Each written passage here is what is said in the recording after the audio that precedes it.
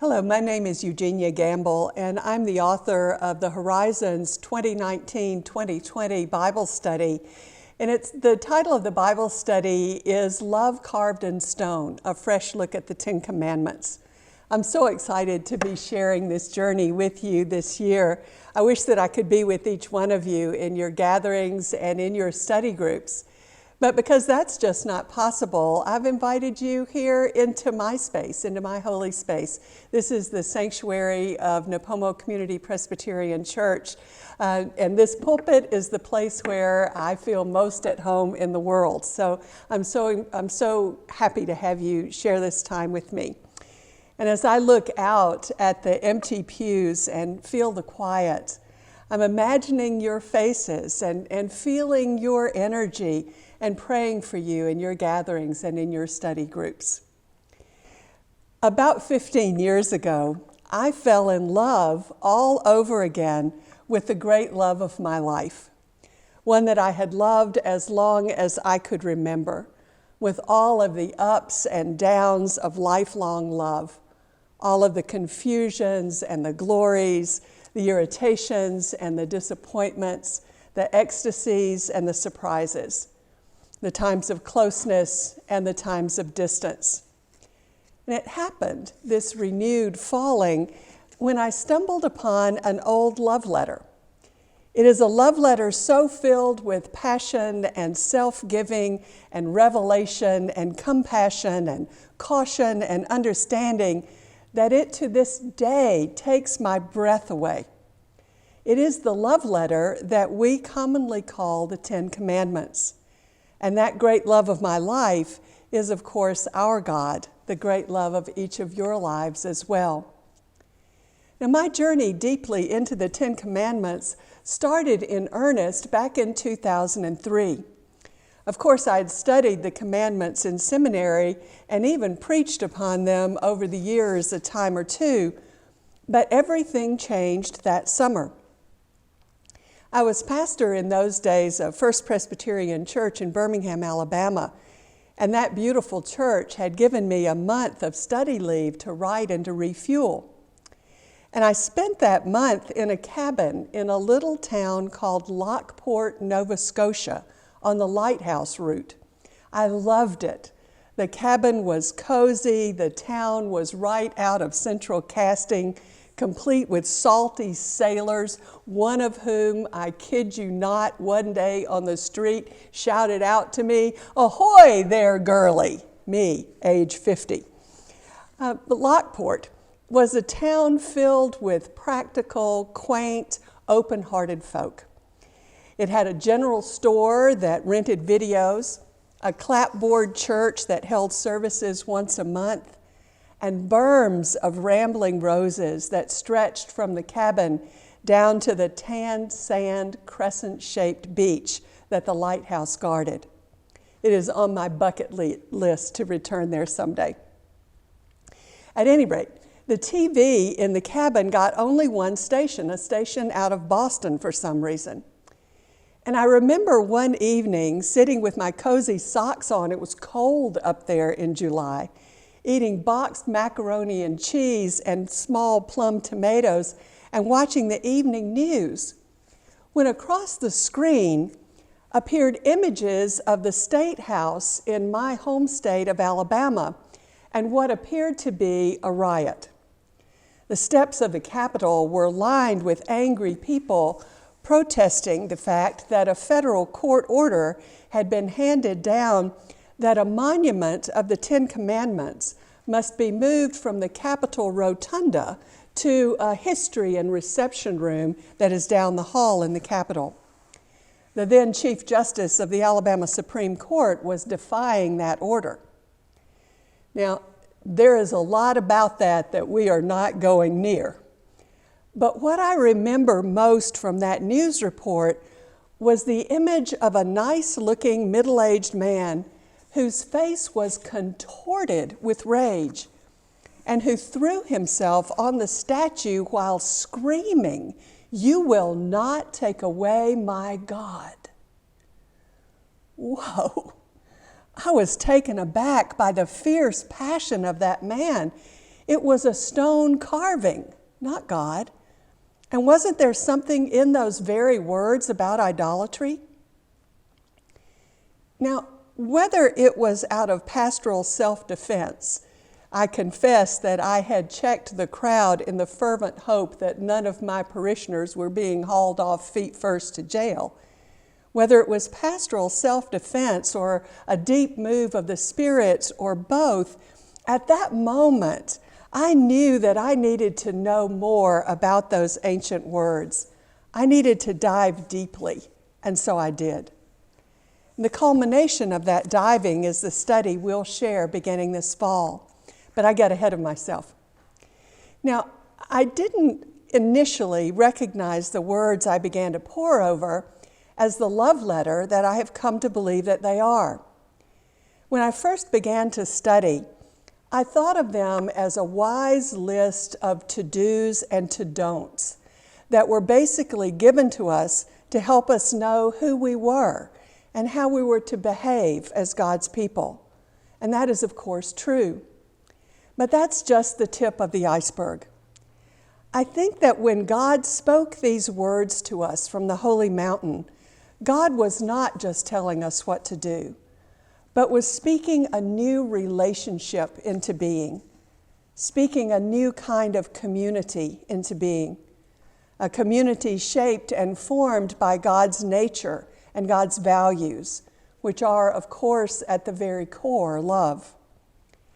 Now, early in my journey, I read a marvelous commentary edited by a contemporary Jewish rabbi named Rachel Mikva. And in her comments on the first word, the first commandment, she noted how lovely, soft, and breathless the language of the Hebrew text is.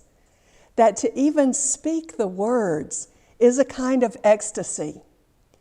So I read the text again with that in mind, and I saw God saying to us, much as a suitor in generations past, I saw God saying to us, I heard in my heart's ears God saying to us, I am yours. I am your God. And my prayer as we dive into this study together is that you will fall in love again, that you will see yourself and God with new eyes, and that seeing will bring you a new wholeness and a new confidence in your mission, in your life as God's beloved children, as God's beloved community. Now, before we look at the study more closely, I want to see if I can get you to connect to your story with the Ten Commandments. Now, how many of you remember learning about the Ten Commandments as a child in Sunday school or vacation Bible school? I remember making a bookmark and carefully copying the words with a colored pencil from a felt board set up in the front of the sanctuary at the First Presbyterian Church in Greenville, Alabama during vacation Bible school back in the 60s. I didn't know what a covet was or an adultery was or a name in vain was, but I knew that if I saw one, I was supposed to run. Now, how many of you had your first exposure to the 10 at home from parents or caregivers? In the evenings when I was growing up, my father would come into my room at bedtime and he would tuck me in and say evening prayers with me, and he taught me to pray the Lord's Prayer. He took his big hands over my little hands and taught me to pray the Lord's Prayer. And when I got a little older, he taught me the 10 Commandments on my fingers. Now, maybe your first experience of the 10 Commandments was from a sermon or from your own scripture study. But however we have heard them, whether we can quote them from heart or not, most of us know the 10 Commandments when we hear them, and most of us have tried to form our lives around respecting them. We think that they are clear and succinct, and if we haven't knocked any of them off lately, we think we are living good and moral lives. And there's truth to that. But here's the thing. While most of us are not guilty of, say, grand theft auto, And most of us have honored our marriage vows, and most of us have not killed everybody that we thought needed killing. Still, I would submit to you that each of us has, probably more than once, violated each and every one of these commandments in its deepest sense. There is much more to these texts than meets the eye, and that's what our 2019-2020 study will invite you to explore. Each lesson, except for the first one, looks at one commandment and couples that with a brief look at a passage from the New Testament that gives us a peek into Jesus' use of and understanding of that commandment. After all, if you want to see what the commandments look like lived out, look at the life of Jesus, who of course tells us that he comes not to destroy the law, but to fulfill it, to embody it, to incarnate it, really. Now, for the sake of simplicity, the study focuses on the version of the 10 that we find in the book of Exodus in chapter 20.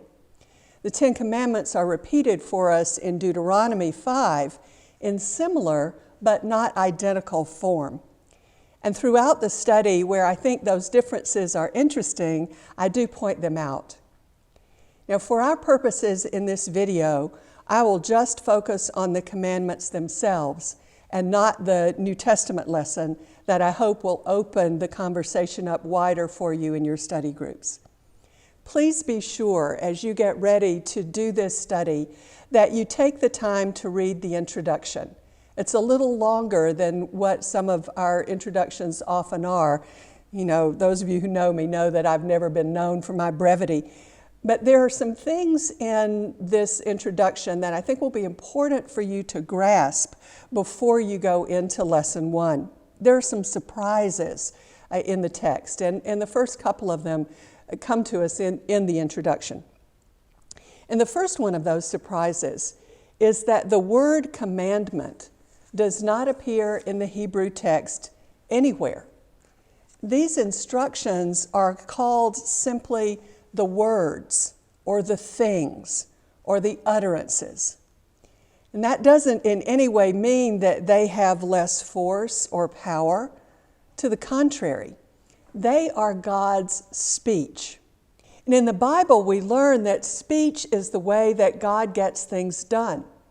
God creates through speech. In the beginning, God created the universe. When God hovered over the chaos of the waters, God spoke creation into being, and God said, and it was so. In the 10 words, God is speaking a new relationship and a new community into being. This is powerful speech.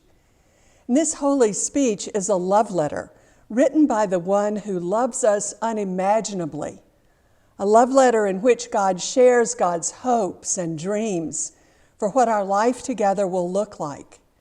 Let me repeat that. These words are not simply a list of things not to do in order to avoid dire consequences. They are not a barbed wire fence or a baited hook. They give us a picture of all that life can be when we live the way that God decrees and God knows is best for us. The 10 words are not about scary consequences, although there are clearly consequences when we step away from them. They are about waking up to God's values and allowing all of life to be changed and ordered by those values. In each lesson, you will study the scripture itself, the Word, and the New Testament companion lesson, and you'll have the opportunity to ponder what the Word says for contemporary life. I also include in each lesson a spiritual or a prayer practice to help you internalize the truth of that Word individually, but also with others. So with all of that in mind, let's look at how it all begins.